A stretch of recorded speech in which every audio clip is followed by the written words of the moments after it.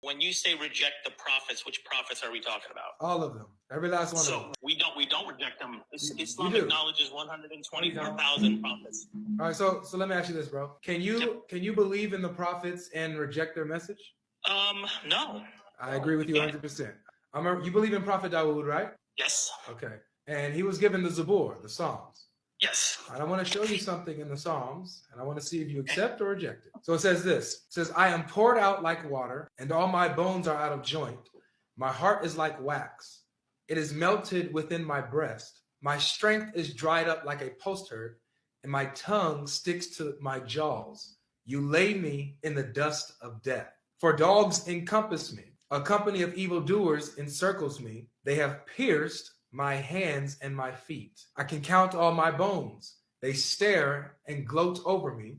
They divide my garments among them, and for my clothing they cast lots. So who do you think that David is talking about, who is surrounded by his enemies, being rejected and ridiculed, mocked, stripped of his clothes, have his clothes gambled over, and has his hands and his feet pierced? So I'm gonna give you two answers. Number one, many prophets of God have been tortured. But number two, it sounds like Jesus. All right.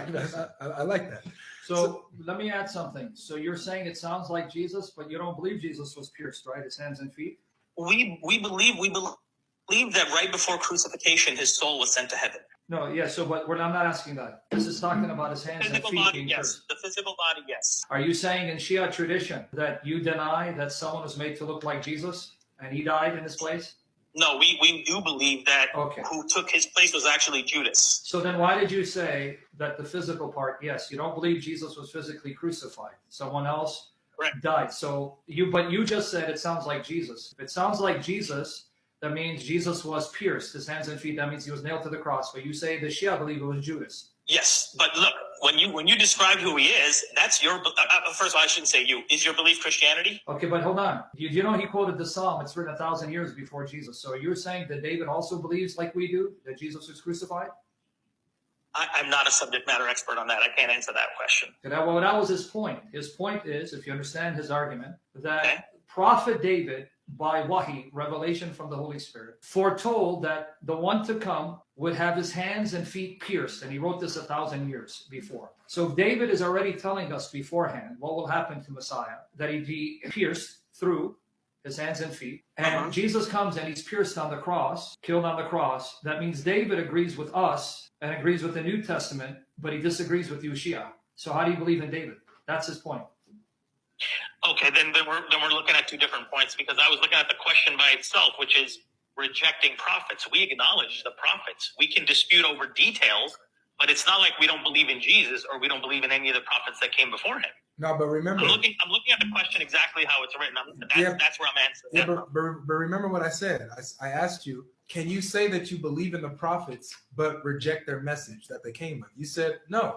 You got to believe in their message in order to believe in the prophets, right? So we both agreed on that foundation. So I showed you the message that David came with. The revelation that David came with says that Jesus, the Messiah, will be crucified, will have his hands and his feet pierced, will be ridiculed and mocked, surrounded by his enemies, have his clothes gambled over. But you reject this. So that means you reject the prophets, since you reject the message that he came with. If that's the case, then no. If we go according to that statement, right, then every Jewish person is also rejecting the prophet as well. Yes. The ones. So then why is your title saying Muslims answer? Why are we because you're my target audience tonight. Yeah, we're not dealing with rabbinic Jews. Okay, I got you. No, I understand. Okay. Since you believe Judas died in Jesus' place. Yeah. Now, who made Judas look like Jesus? I don't know the answer to that. Oh, well, you're very honest. I like you. Going back to the topic of Jesus, right? So, for example, you read the prophecy that Dawood read, right? That he stated and so forth, right? Yeah. And we're basing everything on that. But what about all the other messages that Jesus said? Why are we focusing only on his crucifixion or him being the Son of God rather than talking about everything good? All right. Well, since you mentioned that, if I show you from David that he agrees with the New Testament that the king is God's son, begotten of God, which disagrees with the Quran, are you going to now see that you have a problem? Psalm chapter 2. No. Psalm chapter 2. Well, you should have a problem because this disagrees with the Quran. Psalm 2, again written about 1,000 years before Christ. Notice what Psalm 2 says about the anointed king. In fact, so you can know it's about Messiah if you read Psalm 2, verse 2. What does it say? It says, the kings of the earth set themselves, and the rulers take counsel together against the Lord and against his Messiah. Messiah. The word here in Hebrew is Mashiach. Shicho, meaning his Messiah. So it's saying that the rulers oppose God and the Messiah. And then if you read to verse 7 all the way to 9, look what God says to the Messiah. I will tell of the decree. The Lord said to me, you are my son. Today I have begotten. Now, right there, your Quran says, Lam yalid wa lam yulad. He neither begets nor is begotten. But here, Psalm 2, written 1,000 years before Christ, says that the Messiah, Mashiach, is God's son, and God begets him to rule over all the nations. Do you agree with that? I can't agree with that. I cannot. It goes against the core foundation of my belief. Why don't you accept their message? I think in order for me to accept their message, I would have to believe that is their message. And that's probably the core foundation, is that most Muslims probably don't believe that that was the message that they sent. All right, so you're telling me you want me to believe that the Hebrew scriptures, because the Psalms are also in the hands of the Jews. So you ask the rabbi to read Psalm 2:7 for you, and it's going to say the same thing that our translations say, because we both accept the Old Testament. They don't call it Old Testament, but it's the same scriptures. But you're telling me then the Jews agreed to change their scriptures to agree with our theology. Which Jew in his right mind would allow the Old Testament to be changed to agree with Christian theology?